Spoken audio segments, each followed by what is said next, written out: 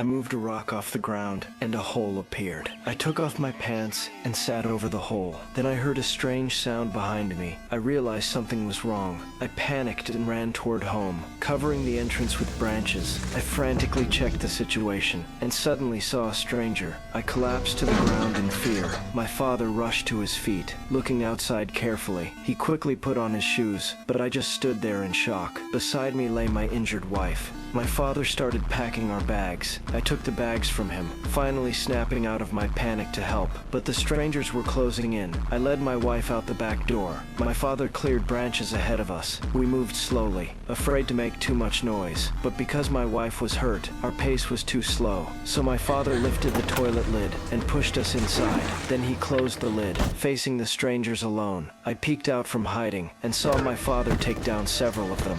I was worried sick, but then it happened. They knocked my father to the ground. I was terrified, and I saw them kill him. Helplessly, I held my wife close. Then their leader walked over, searching for any sign of us. Finding nothing, he left. But after a while, I saw the strangers come back. They tied my father to a pillar. Then I noticed the leader had found my dropped backpack. I was deeply worried. He pulled out the first aid medicine from inside. I felt desperate, and then he took the whole backpack away. After that, they carried my father off. Just as the leader was about to leave, he noticed something strange on the ground. I covered my wife's mouth. The leader crouched down, trying to open the toilet lid. I held the wooden board tightly. The leader realized it wouldn't budge, then leaned closer to sniff. The stench drove him away. Not until they were gone did I crawl out from the toilet. The house was a wreck. All the supplies had been taken. I was lost and helpless. I carried my injured wife back to bed. She lay there weak and pale. I saw her severe wounds and checked the medicine on the nightstand, but there was nothing left. Watching her suffer in pain, I picked up a pillow, thinking of ending her misery, but I couldn't bring myself to do it. To keep us alive, I decided to steal back the medicine she needed. I left her the last of the water. Then I stepped outside, secured the house as best I could, and set out to track down those strangers.